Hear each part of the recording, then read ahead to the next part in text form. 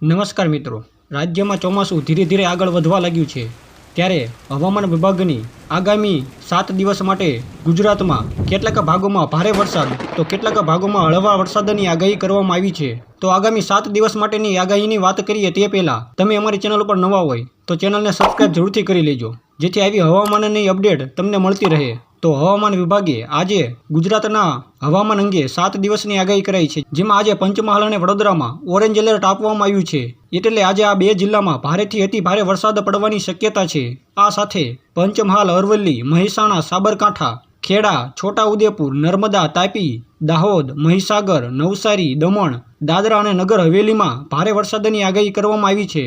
આની સાથે સુરેન્દ્રનગર, જૂનાગઢ, અમરેલી, રાજકોટ, ભાવનગર, બોટાદ, ગીર સોમનાથમાં પણ ભારે વરસાદની આગાહી કરાઈ છે। અમદાવાદ અને ગાંધીનગરમાં ગાજવીજ સાથે હળવાથી સામાન્ય વરસાદની આગાહી છે। હવે આવતીકાલે એટલે કે બુધવારે છોટાઉદેપુર, આણંદ, પંચમહાલ, વડોદરામાં ભારે વરસાદની શક્યતા છે। આ સાથે સુરેન્દ્રનગર, ભાવનગર, અમરેલી, ગીર સોમનાથમાં પણ ભારે વરસાદની શક્યતા રહેલી છે। અને આવતીકાલે બુધવારના રોજ આખા રાજ્યમાં ગાજવીજની ચેતવણી આપવામાં આવી છે। અમરેલી, બોટાદ, ભાવનગર, ગીર સોમનાથમાં પણ ભારે વરસાદની શક્યતા રહેલી છે। પછી ગુરુવારે આખા ગુજરાતમાં ગાજવીજની ચેતવણી અપાઈ છે। ત્યારબાદ શુક્રવારે આણંદ, દાહોદ, છોટાઉદેપુર, પંચમહાલ અને વડોદરામાં ભારે વરસાદ થવાની શક્યતા છે। આ સાથે રાજ્યના તમામ જિલ્લામાં યલો એલર્ટ આપવામાં આવ્યું છે।